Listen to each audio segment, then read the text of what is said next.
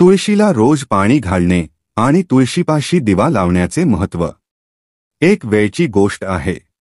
देवी सत्यभामा भगवान श्रीकृष्णांच्या जवळ येतात आणि त्यांना विचारू लागतात, हे स्वामी, आपण नित्य तुळशीला पाणी देता आणि देवी रुक्मिणी नित्य तुळशीपाशी दिवा लावतात, यामागे काय रहस्य आहे? कृपया आपण मला तुळशीला पाणी घालण्याचे आणि तुळशीपाशी दिवा लावण्याचे महत्त्व सांगा। भगवान श्रीकृष्ण म्हणाले, हे देवी सत्यभामा, तुम्ही अतिशय महत्त्वाचा प्रश्न विचारला आहेस। देवी तुळशी ही लक्ष्मीचाच अवतार आहे। तुळशी भगवान विष्णूंना अत्यंत प्रिय आहे, त्यामुळे ती मला सुद्धा सर्वाधिक प्रिय आहे। मासांमध्ये कार्तिक आणि वनस्पतींमध्ये मला तुळशी प्रिय आहे। जो मनुष्य तुळशीला पाणी घालतो त्याच्यावर माझी कृपा सदैव राहते। जो कोणी मला तुळशीपत्र अर्पण करून नैवेद्य दाखवतो, मी तो प्रेमाने स्वीकारतो। तुळशीपत्राशिवाय मी कोणत्याही प्रकारचा नैवेद्य स्वीकारत नाही। हे देवी, आता मी तुला तुळशीला पाणी घालण्याचे आणि तुळशीपाशी दिवा लावण्याचे महत्त्व सांगतो। ही कथा तुम्ही लक्षपूर्वक ऐका। जी स्त्री ही कथा पूर्णपणे लक्ष देऊन ऐकते ती सदैव सौभाग्यवती राहते। तिच्या घरी सुखसमृद्धी येते आणि दरिद्रतेचा नाश होतो। तेव्हा देवी सत्यभामा म्हणतात, हो स्वामी, मी ही कथा लक्ष देऊन पूर्णपणे ऐकेन। कृपया मला ती कथा सांगा। मग भगवान श्रीकृष्ण देवी सत्यभामाला कथा सांगायला सुरुवात करतात। हे देवी, मध्य देशात श्याम शर्मा नावाचा एक वैश्य आपल्या पत्नीसमवेत राहत असे। त्या वैश्याकडे कशाचीही कमी नव्हती। ईश्वराच्या कृपेने त्याच्याकडे सर्व सुखैश्वर्य होते। पण त्या वैश्याला संतान नव्हते, त्यामुळे तो नेहमी दुःखी राहत असे। त्याने संतानप्राप्तीसाठी वैद्यांकडून अनेक उपाय केले, दानधर्म केला, अनेक वैद्य बोलावले, उपचार केले, पण तरीही त्याला संतान होत नव्हते। एके दिवशी तो वैश्य महामुनी वशिष्ठांच्या आश्रमात त्यांना भेटायला जातो। मुनी वशिष्ठ श्याम शर्माचे स्वागत करतात व त्याची कुशल विचारतात। तेव्हा श्याम शर्मा म्हणतो, हे मुनिवर, मी अत्यंत दुःखी आहे। माझे कुठलेच संतान नाही आणि संतानशिवाय माझा उद्धार कसा होईल? मी संतानप्राप्तीसाठी अनेक उपाय केले, पण काहीच होत नाही। कृपया तुम्हीच मला सांगा, मला संतान का होत नाही? माझ्याकडून कोणते पाप झाले आहे का? मग मुनी वशिष्ठ आपल्या दिव्य दृष्टीने श्याम शर्माच्या पूर्वजन्मातील गोष्टी पाहतात। वशिष्ठ म्हणतात, हे वत्स, तुझ्याकडून पूर्वजन्मी एक घोर पाप घडले होते, त्यामुळे या जन्मात तुला संतानसुख मिळत नाही। श्याम शर्मा विचारतो, हे मुनिवर, कृपया मला सांगा, मी पूर्वजन्मी कोणते पाप केले होते आणि त्या पापातून मुक्त होण्यासाठी मला काय करायला हवे? वशिष्ठ म्हणतात, हे वत्स, ऐक। पूर्वजन्मी तू एक अहंकारी वैश्य होतास। तुझा जन्म एका श्रीमंत कुटुंबात झाला होता। एकदा एक गाय खूप उपासमारीने आणि तहानेने व्याकुळ होऊन तुझ्या दाराशी आली होती, पण तू त्या गायीला ना अन्न दिलेस, ना चारा, ना पाणी। तू अत्यंत निर्दयतेने तिला हकलून लावलेस। ती गाय नुकतीच बछड्याला जन्म देऊन आलेली होती। भुकेप्यासेमुळे ती गाय तुझ्या दरवाजासमोरच बेशुद्ध होऊन कोसळली। त्या दिवशी ती आपल्या बछड्याला दूध पाजू शकली नाही, म्हणून त्या गायीने तुला शाप दिला। त्या शापामुळे तुझ्यावर अशी दुर्दशा आली आहे आणि तुला या जन्मात संतानप्राप्ती होत नाही। वशिष्ठांची ही गोष्ट ऐकून श्याम शर्माला खूप दुःख होते। तो स्वतःला दोष देत म्हणतो, हाय, मी काय केलं? एका गरीब उपाशी गायमातेला मी मदत केली नाही। मी मोठं पाप केलं आहे आणि आता त्याचे फळ भोगतो आहे। तो म्हणतो, हे मुनिवर, मी त्या पापाचे प्रायश्चित्त कसे करू? कृपया मार्गदर्शन करा। नक्कीच त्या पापातून मुक्त होण्यासाठी काही उपाय असेल। माझे सर्व काही देऊन सुद्धा मी त्या पापातून मुक्त व्हायला तयार आहे। कृपया सांगा, मला संतानप्राप्ती कशी होईल? शास्त्र सांगतात की पुत्राशिवाय मनुष्याचे उद्धार होत नाही। म्हणून मुनी वशिष्ठ म्हणतात, हे वत्स, या पापाचा एकच उपाय आहे। तू पुत्रप्राप्तीसाठी पुत्रेष्टी यज्ञ कर। याच यज्ञाच्या फलस्वरूप तुला संतानप्राप्ती होईल. हा यज्ञ पूर्ण करून ब्राह्मणांना भोजन घाल, वस्त्र व गायींचे दान कर. तेव्हाच तुला या पापातून मुक्ती मिळेल. तेव्हा श्याम शर्मा वशिष्ठजींचे आभार मानतो आणि म्हणतो, हे मुनिवर, कोटी कोटी धन्यवाद. मी तुमच्या सांगण्यानुसार नक्कीच पुत्रेष्टी यज्ञ करीन आणि ब्राह्मणांना गायींचे दान करीन. असे म्हणून श्याम शर्मा तात्काळ आपल्या घरी परततो आणि आपल्या पत्नीला संपूर्ण गोष्ट सांगतो. मग ते दोघे मिळून पुत्रेष्टी यज्ञाची तयारी करतात. अनेक ऋषीमुनींना आमंत्रण देऊन श्याम शर्मा पुत्रेष्टी यज्ञ संपन्न करतो आणि त्या सर्व ऋषीमुनी व ब्राह्मणांना गायींचे दान करतो. यज्ञ पूर्ण झाल्यानंतर यज्ञाच्या अग्नीमधून अग्निदेव प्रकट होतात आणि श्याम शर्माला म्हणतात, हे श्याम शर्मा, आज तुझा यज्ञ सफल झाला आहे. तू पुत्रप्राप्तीसाठी यज्ञ केला होता, म्हणून माझ्या कृपेने तुला पुत्र प्राप्त होईल. पण तुझ्या पुत्राचे आयुष्य फक्त 18 वर्षांचेच असेल. 18 वर्ष पूर्ण झाल्यानंतर त्याचा मृत्यू होईल. असं सांगून अग्निदेव अंतर्धान पावतात. पुत्रेष्टी यज्ञ करून आणि अग्निदेवाकडून पुत्राचा वर मिळवून श्याम शर्मा खूप आनंदी होतो, पण त्याला दुःखही होतं. तो विचार करतो, पुत्र नसण्यापेक्षा कमी आयुष्याचा पुत्र तरी मिळेल. मग तो पुन्हा आपल्या कामात व्यस्त होतो. काही दिवसांनी त्याच्या पत्नीने गर्भधारण केली. श्याम शर्माने पुत्र जन्मण्यापूर्वीचे सर्व संस्कार केले आणि त्याला एक अत्यंत सुंदर पुत्र प्राप्त झाला. तो बालक फार तेजस्वी दिसत होता. पुत्र जन्मल्यानंतर त्याने सर्व संस्कार केले आणि त्या पुत्राला गुरुकुलात शिक्षणासाठी पाठवले. तो मुलगा जसजसा मोठा होऊ लागला तसतशी श्याम शर्माची चिंता वाढू लागली. जेव्हा तो मुलगा 16 वर्षांचा झाला तेव्हा श्याम शर्माची पत्नी म्हणाली, आता आपल्याला आपल्या मुलाचं लग्न करावं लागेल. तो आता विवाह योग्य झाला आहे. श्याम शर्मा म्हणतो, हे प्रिय, विधीच्या नियमानुसार आपल्या पुत्राचे आयुष्य फक्त 8 वर्षाचे आहे. 18 वर्ष पूर्ण झाल्यावर त्याचा मृत्यू होईल. म्हणून आपण त्याचे लग्न करून एखाद्या कन्येचं आयुष्य बर्बाद करू नये. ती तर 2 वर्षात विधवा होईल.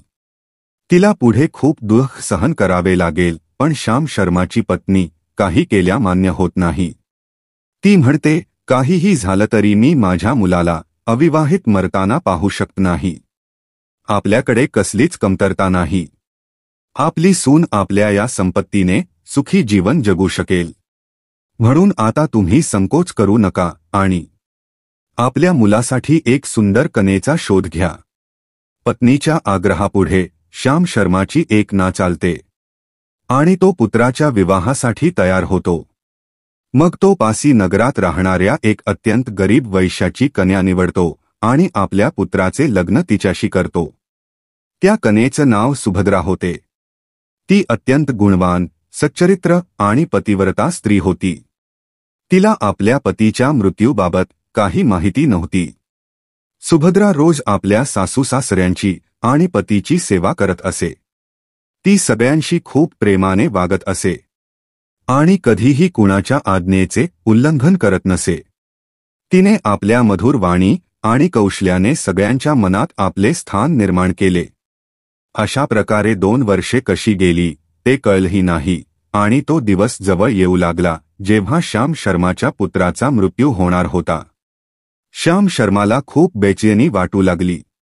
तेव्हा एके दिवशी त्याने सुभद्राला बोलावले आणि क्षमा मागत म्हणाला, हे सुनबाई, तू मला क्षमा कर. मी तुझ्याशी फार अन्याय केला आहे. सुभद्रा म्हणाली, सासरे बुवा, आपण असं का म्हणत आहात? आपण मला क्षमा मागून लज्जित करू नका.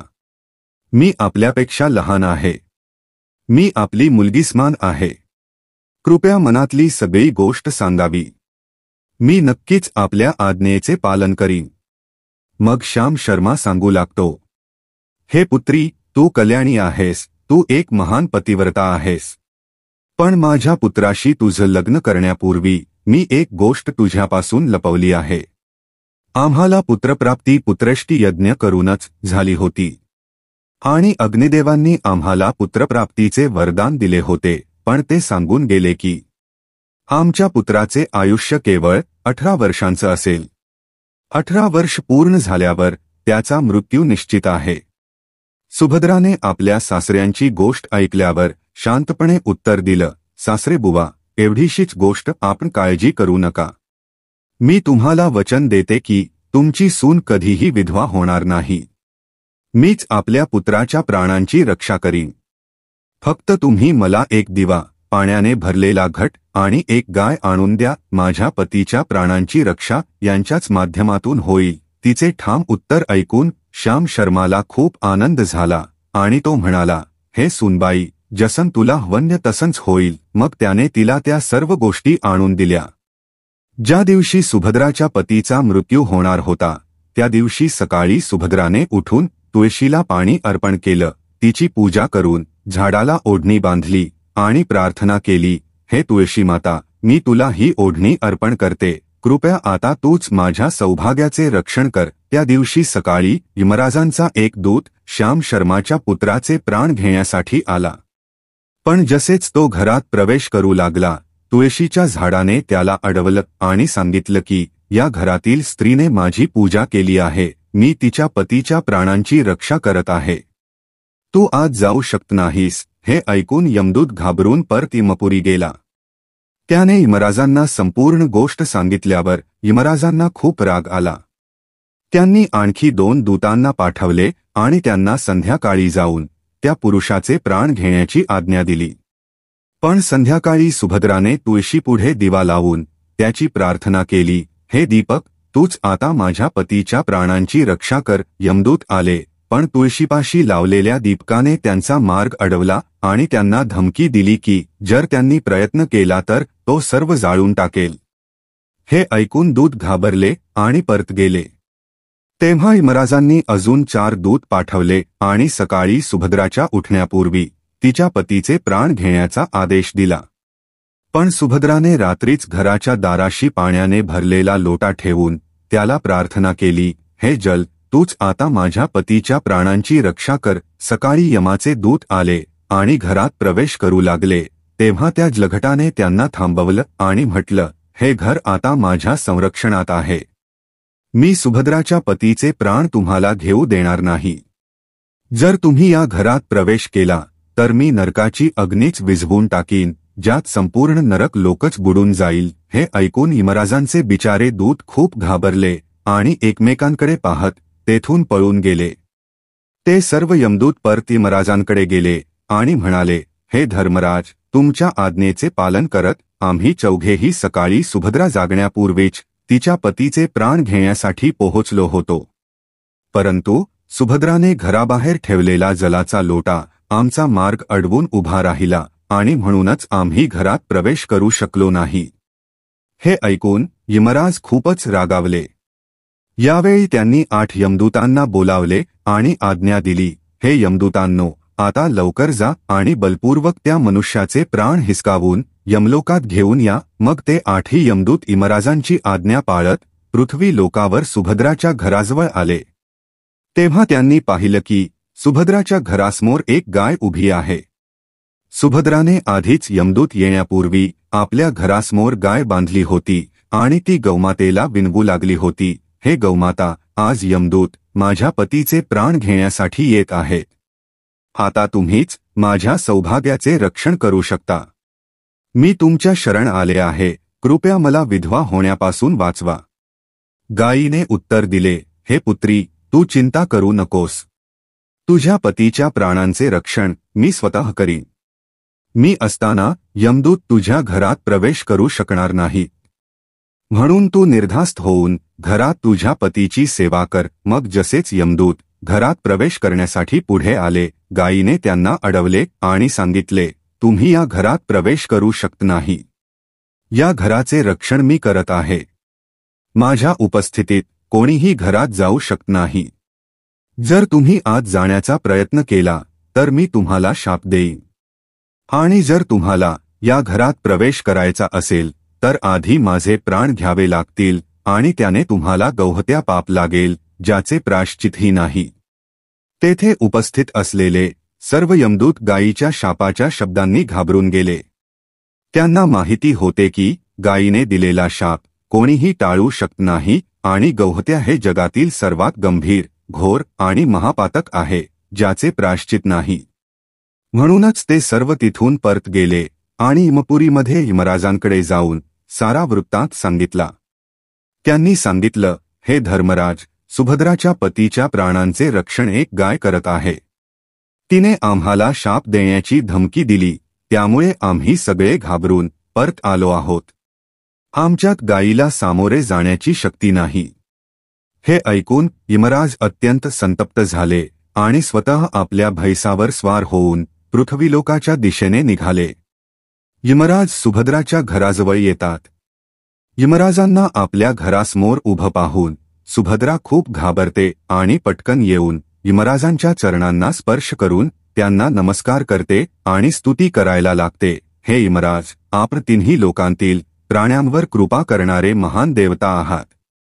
या सृष्टीतील सर्व जीवांच्या पापपुण्याचे लेखाजोखा आपणच ठेवता.